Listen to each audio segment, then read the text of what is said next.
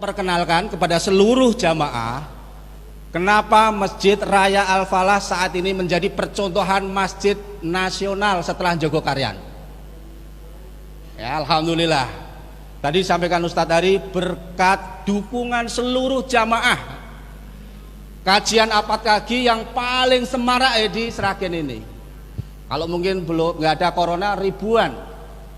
Makanya pagi hari ini karena saya diminta mewakili Ustadz Dodok, pagi hari ini disiapkan soto 1.200 porsi. Pokoknya harus berbeda. Seluruh jamaah mencicipin.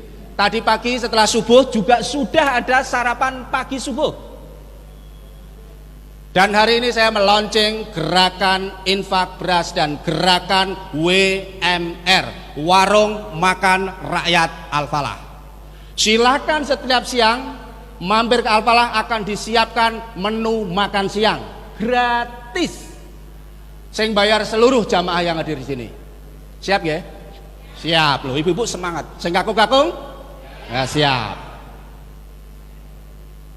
Insya Allah ini setelah muktamar itu ada 60 kabupaten akan mendatangi Masjid Raya Al-Falah. Studi banding, kenapa Masjid Raya Al-Falah bisa begitu semarak makmur? Saya diamanai 2016, infak 1 bulan rata-rata 12 juta sampai 16 juta per bulan. Sekarang saat ini dari dukungan jamaah, infaknya lebih dari 100 juta per bulan. Alhamdulillah. Makanya sering makan-makan. Makanya saya sebutkan Masjid Raya Al-Falah, Masjid 3M. Masjid, makan, makan, makan. Kenapa? Ibu-ibu, bapak-bapak kalau rawuh di sini pagi hari ada pemulung, ada tukang becak, bajunya lusuh. Masya Allah. Sering makan di sini.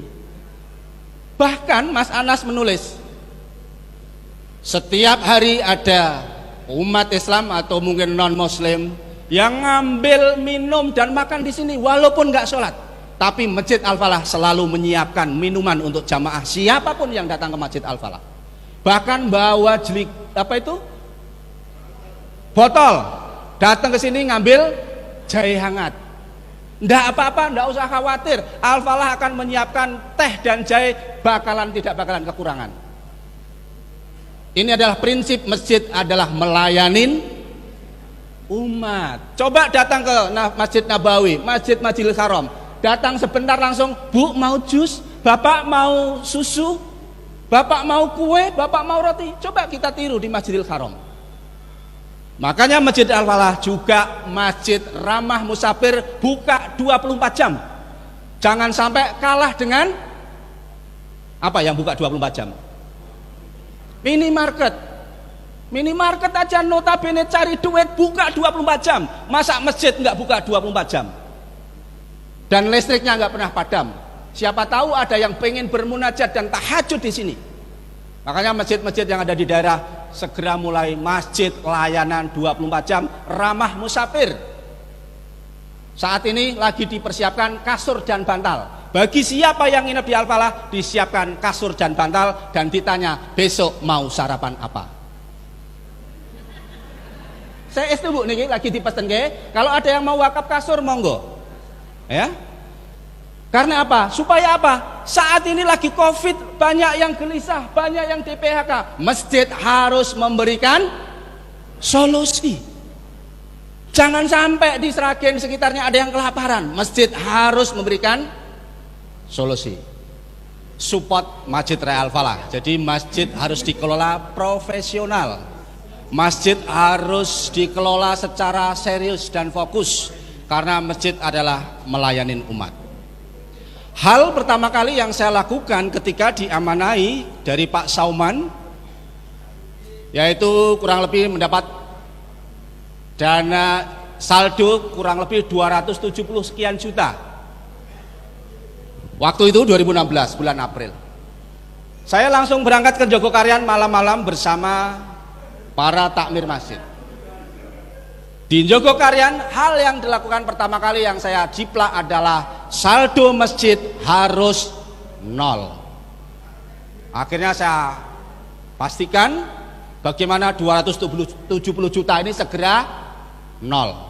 Akhirnya membangun transit sebelah kanan, sebelah kiri, sini untuk transit imam, di sini untuk ruang kantor, dan menambah kamar mandi. Alhamdulillah 2 bulan kemudian saldonya nol. Agar bisa melampaui Jogokarian, maka saya punya ide, masjid kasnya harus minus. Dan alhamdulillah beberapa bulan yang lalu kas Masjid Al-Falah minus 180 juta. Alhamdulillah. Bikin kanopi 70 juta. Bikin furnitur, meja, bla bla bla dan lain sebagainya sekitar 40 juta. Beli freezer dan peralatan lain sebagainya, dapur umum kurang lebih hampir 60 juta.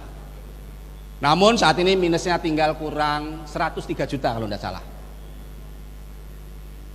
Kas harus minus, tapi saat ini jangan terlalu gede minusnya, pusing juga gitu ya.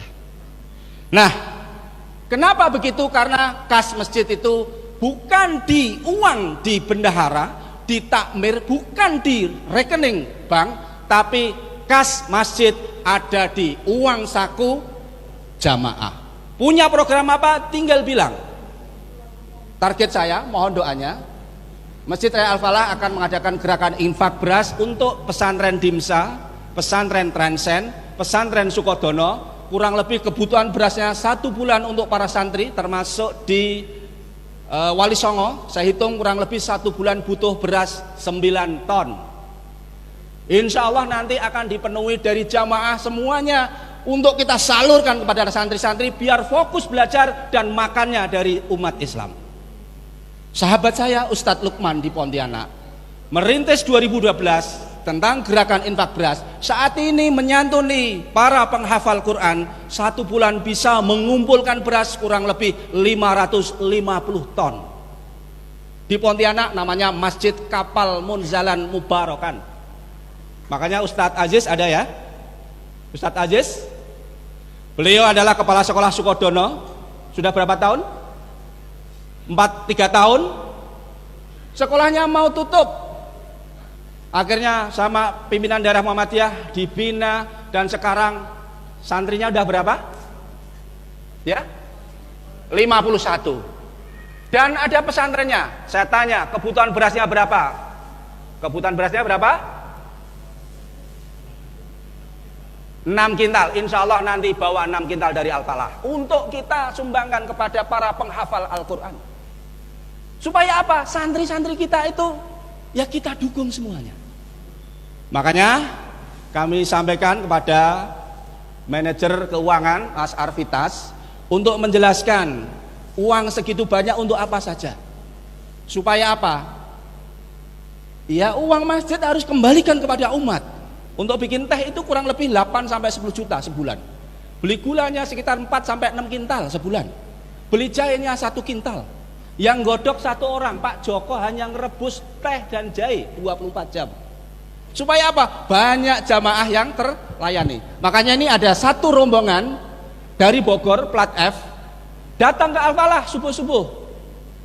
Tanya kepada Pak Agus, Pak, kalau beli minum ini berapa?